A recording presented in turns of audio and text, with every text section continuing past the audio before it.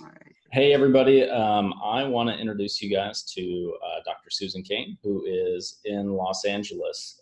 And you actually were one of my very first clients working on DSS. And I think at the time you were in fee-for-service freedom, which has kind of changed and evolved. But I want to get to know a little bit more about your story, what you're working on, so that fellow clients can benefit from your story. And then also anybody who's watching this video can benefit.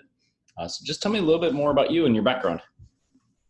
Yeah, so I actually I'm a sort of a second career sort of dentist, and I went back to dental school in my 40s. I'm now in my early 50s, and I've been practicing for about almost 7 years. And so as a second career sort of dentist, I wanted to get into a situation where I could sort of rapidly gain my skills and be able to have an amazing life practicing as a dentist, and also, have a situation where I wasn't killing my body at a rapid rate. So when I heard Steve's sort of advertisement on Facebook about how can you live your life with freedom and practice dentistry, it really intrigued me to figure out how I was going to be able to do that at a very quick rate after I graduated dental school and given the right opportunities, I wanted to be able to have that kind of life. Yeah. Let's take a step back. So what was your first career and what made you decide to make a change?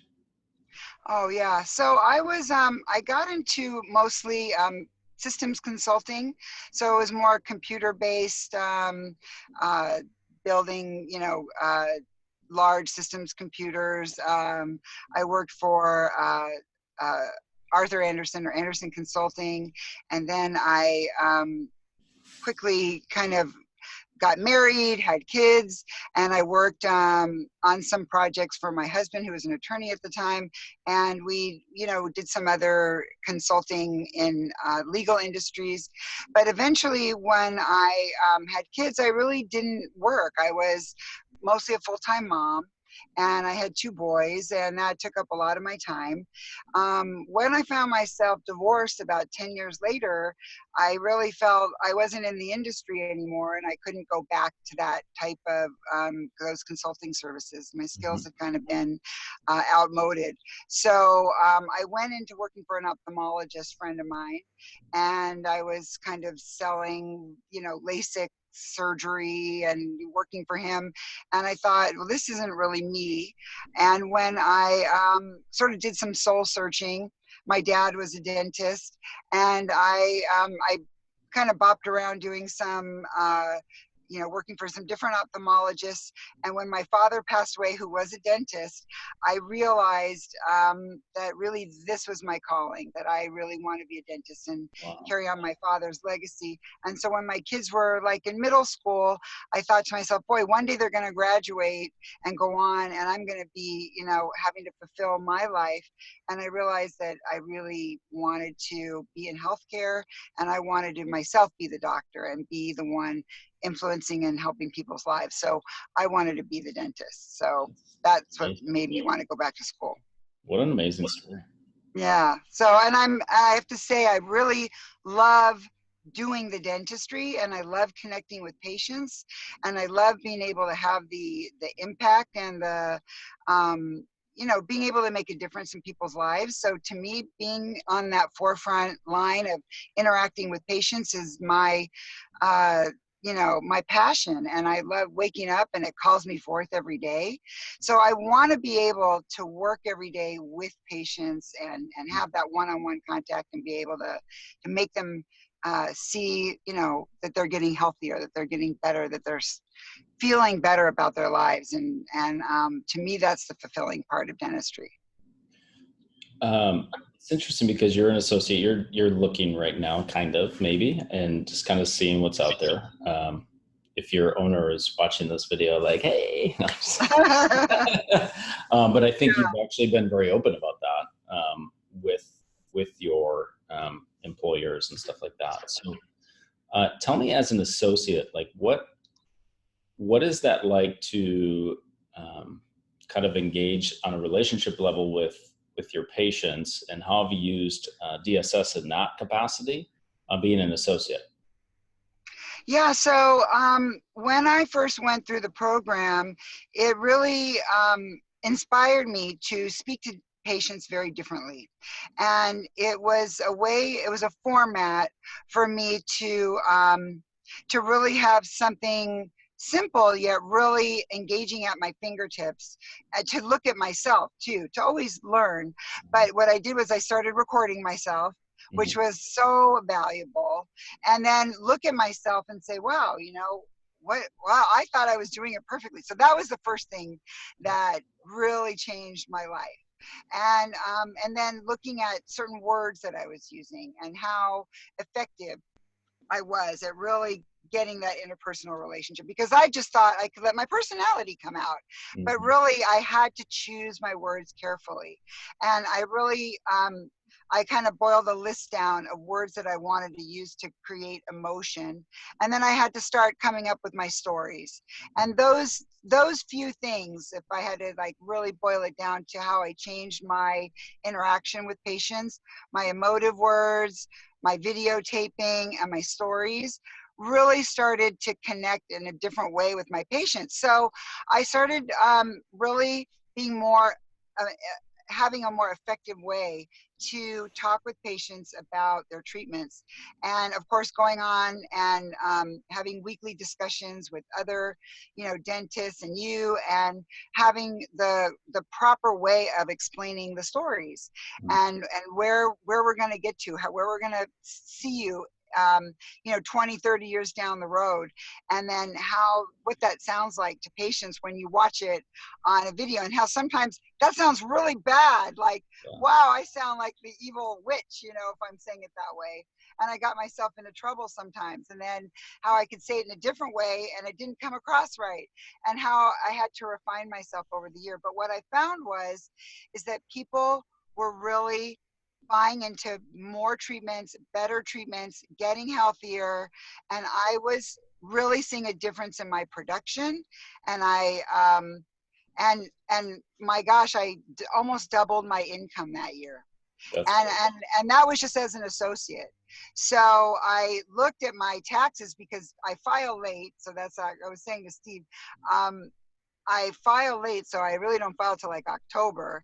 So really, I just paid my taxes for 2018, which that was the year that I really implemented the change, because I started doing it in 2017. So where I really saw the effectiveness was when I looked at my tax returns and I could see the big bump up and the shift in my production from that year. So what I really saw was that I had the potential to be a business owner, because once you look at your production, you sort of see like, wow, maybe I could have done that for myself. And that's where I didn't, I didn't really think like, oh, I'm happy being an associate. I don't really want to deal with the hassles of business ownership. But then when I looked at the numbers, I thought, well, wait a minute, I could really be making that money a lot more for myself once I started like doubling my income just on the way I interacted with patients. So now I've come full circle after seeing the effectiveness of the tools and realizing maybe now I could take that to the next level, which is more the business management side as well. If I could implement that and get myself to also be focused on that, how much more powerful could my life be if I could also own the practice and get it to, have that multiplying effect on even more patients.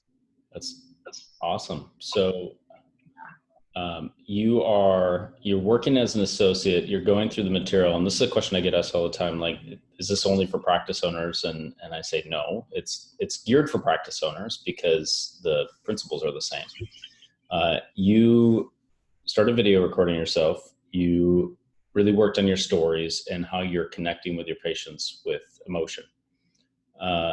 Were there any modifications that you had to do with the material? Because you're an associate, you can't really control some of the things. Like, what did you do as an associate to make sure that that was successful? So, I mean, of course we had like, you know, morning huddles, things like that. And so obviously I think that that was, I don't really have control of, let's say, you know, telling everybody, you know, about paradigms and about how to, you know, I didn't write a script on how to, everybody was supposed to contribute. And it was more about my generating my own, you know, energy toward the practice. And I'm actually in more than one practice. So right now I'm in 3 different practices. So it really, it's difficult to do that with 3 different practices and a staff and different patients. So yeah, so I really had to just focus on myself and the interaction. But there's so many different interactions in a practice. There's you and the office manager, there's you and the dental assistants, and then there's you and the patients. And with each of those relationships, you know, there's that dynamic that you build. And I guess that with one of the practices, I had been there almost the whole time, about 6 years. And in that practice, I really did bring some changes to the way that we respect each other, to the way that we bring timeliness, to the way that we bring sort of the attitude that, you know, what I would say is like, let's bring some ideas to the table, and let's have, you know, when we would have meetings with the whole office, we generated some ideas about vision and our purpose and why we're here. So I would do that, but of course, it benefited everybody. So, and it benefited the staff. And let's talk about how we're going to interact with the patients. So you can still have a positive influence on the whole practice, and that benefits the patients and it benefits each other and our working relationship. So it really, you know, it was a benefit to everyone, including myself, which saw a growth in my ability to sell treatment plans, which of course benefited me financially. Yeah, So and it benefited the owner. I'm sure your yeah, owner was going, "What yeah, is going on here?" yeah, Yeah, that's exactly, awesome. exactly. Yeah. Great. So you talk to your accountant, you double your income, which is cool. That's Yeah, awesome. it was As amazing. an associate, it makes you realize, like, if I was a practice owner, what could potentially happen. And I What started doing more continuing education because of that. Right. It gets you aware of different things, right? We talk about that a lot in what I teach is to be able to use this effectively, you also have some clinical skills then. And if you have clinical skills, it becomes even more effective because now you can deliver it. The hard thing, and I will say that the big challenge for me was time, because the practice was not set up to, you know, as a fee-for-service practice. None of them are. Mhm. So I really struggled with, and I still do, my wanting to structure it like a fee-for-service practice, and it's really not. So patients were like, well, you know, I don't necessarily want to have my whole mouth healthy, or, you know, I just want to get in and out of here Mhm. and just like do a little cleaning when they need a lot more than Yep. that. And or they do want it, and I'm not given the time because I've got to see other patients, you That's know, right. very quickly. How'd you So how'd you navigate that? I had to talk to the office manager about giving me more time with patients and rescheduling, changing the whole schedule. And so I'm the only doctor that they do it for, because they saw that it was actually more productive. Crazy. Because I could sell treatment that way. If I wasn't given the time, I couldn't sell treatment that way. I'm And so so glad. I'm so yeah, glad you yeah, said that, and that got recorded. I'm going to play that over and over and over again, because if there was one thing I could tell a dentist, it's like you have to slow down to speed up. yes, yes, yes. And in fact, I just went into a new practice literally yesterday. It was my second day there. And so new practice yesterday, and I really didn't, obviously it's not like a really fast paced office, but I don't know anybody. I mean, I don't know the patients yet. So I just basically was doing hygiene checks and a couple of emergencies, because the doctor left at like 1 or 2 o'clock. I came in at like 11. He just introduced me to a couple of his patients, and I was just there to do like 2 emergencies and do some hygiene checks in the afternoon. That was it. But I ended up talking to one patient, and she was concerned about some composite bonding she had in the front. And I talked her into like 6 units of veneers, which she really needed actually. And, she's scheduled with me next week, and it's like, a $7,000 treatment plan, like Amazing. out of the blue. And I'm like a first day associate. Why So, do you think that happened? and he, by the way, he said, I have been trying to talk her into that for years, and she wouldn't do it. So, number one, I had time. Second of all, she was sort of in my age range, but she was a little bit older. I really connected with her. And I brought the mirror in. I talked to her about the hospital. I showed her some photos of some cases I've done. And I used some emotive words. I talked to her about things that were important to her. And also about how I explained to her how, if you're just, we can, I looked at her treatments, what she had been doing over the years. And I talked to her about, we're just going to keep patching these, and they're just going to continue to get dark and brown. And you're going to spend the same amount of money doing these over and over again. And they're going to continue to look like this. Alternatively, you're going to invest this one time. You're actually going to spend less money over the course of the rest of your lifetime. So, we talked about, there was a financial aspect to it. I didn't even know what they were going to charge for. Who knew what they were going to, I didn't know their price. Yeah, it was all about emotion. Then she said it was her birthday coming up, and she talked about her grandchildren. And I said how these were going to last longer. Yeah. And of course there was like the age, the teeth were short, and we were going to make them look longer and younger, more youthful. But, a lot of it was on that emotion and the beauty side. But, I guess it was just a matter of building that rapport with her. And by the end, she was so excited about it. And, she booked next week. It was like, bam. That's awesome. But it was just like, it was interesting how just, first day I could do that. That's so cool. So anyways, that was an interesting, I wanted to share that with you because it literally just happened yesterday. That's awesome. Congrats. Yeah. What advice would you have for anybody, associates or practice owners, but associates really, that are trying to increase their case acceptance? One of the things that I thought was really valuable also was and I forget how you put it. It wasn't confidence. It was your sense of, tell me again, Steve, how you put it, the way you view yourself. Yeah, self-image. Yes, self-image. Thank you. Self-image. Yeah. That you're worthy, right? Or the image of yourself. Mm-hmm. So that's something that really played a big part, I think, in as an associate, because sometimes as an associate, you feel like you're not as worthy because you're not the practice owner. And you have an image of yourself that, well, hey, they're going to want to, book larger treatments with the practice owner, and you just sort of give up right away.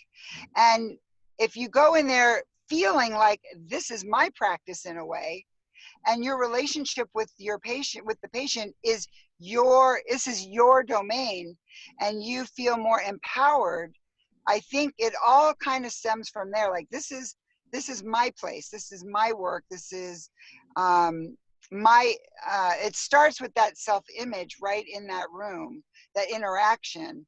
It is somewhat confidence, but it's also your self-image, how you perceive yourself just walking in.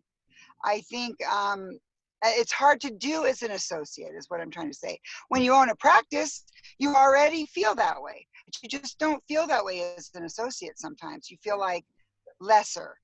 And you can't feel that way. It's hard to just not feel that way. But when you start feeling more empowered, that this is my domain, my practice, when you have that empowerment inside you, that's where you're coming from in your heart, mm-hmm. then you start talking that way, and you start vibrating that way. Yeah. And that starts feeling like you're owned Yeah. sales.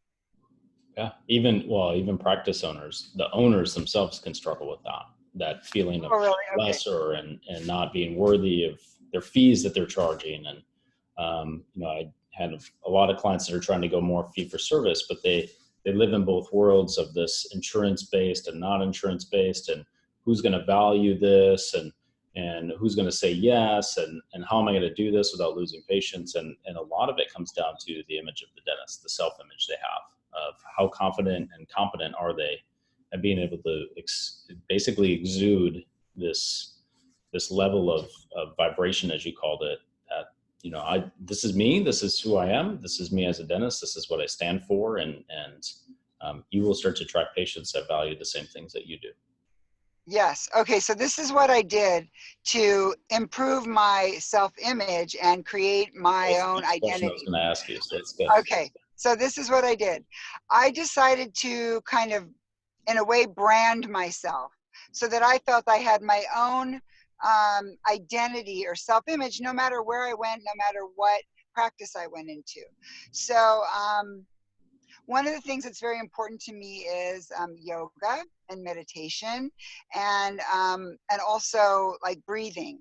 So on all patients that I go to, what's very important is that I practice breathing exercises, especially when they're nervous if I'm injecting them, or obviously everything stems from the breath, and I'm very into like airway and how that affects the mouth and the occlusion, and also just the teeth and everything. So what I did was I took the symbol for, I don't have it with me, for Om, which is kind of a very decorative, it's like Om, and I put a little tooth on top of it. And it's actually, I put it on all my uniforms.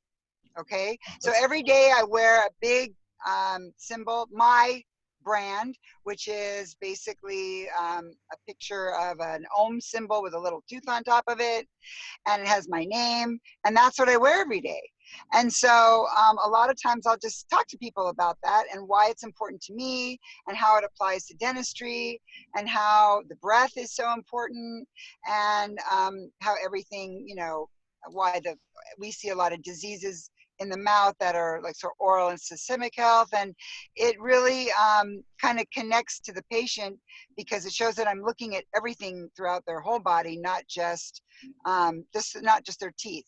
So it starts to form a conversation too about their overall health.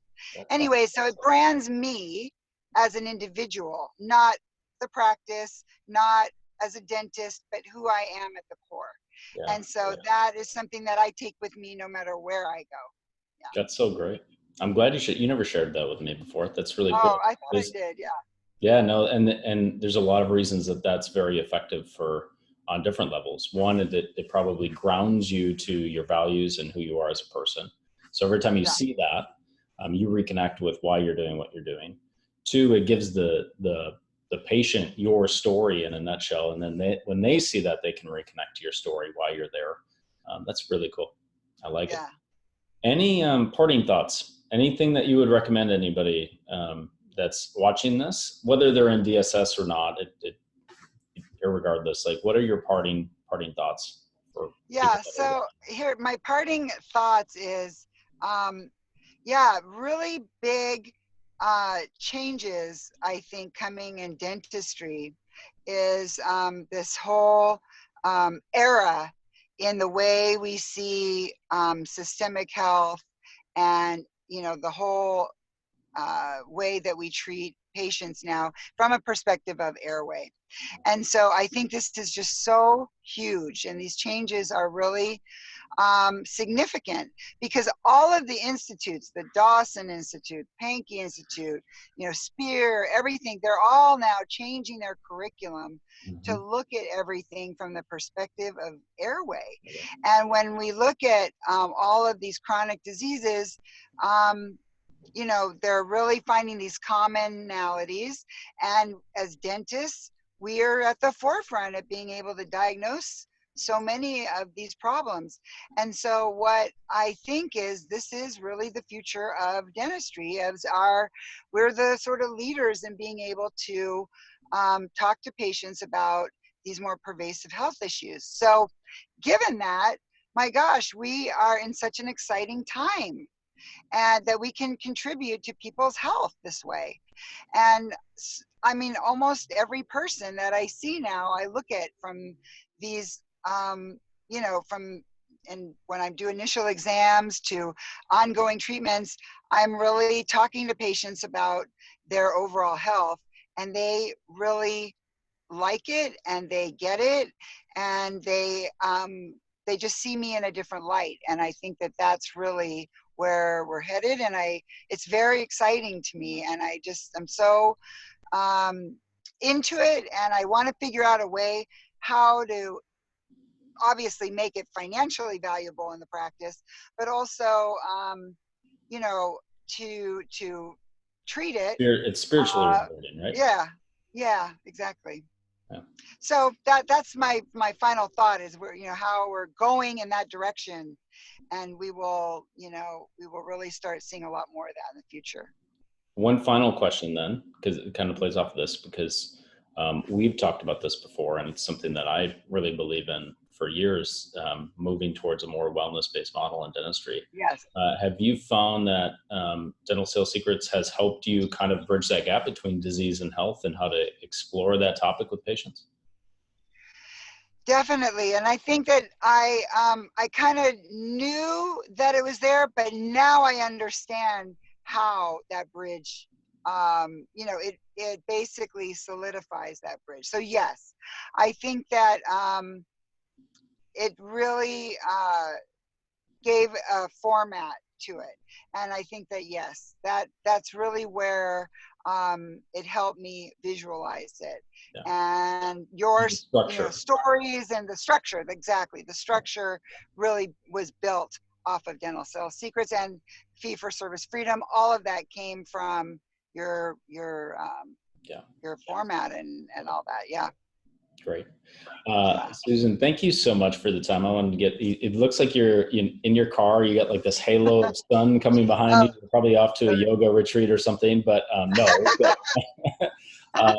Thank you so much for just being a client and continually engaging with the material and giving your feedback. Hopefully, my next step is to maybe find a practice and do something on my own, and that we'll see. You can totally do it. But You thank got you all the so tools. much, Steve. Yeah, Awesome. Take care, Susan. appreciate it. Thank you. Bye bye.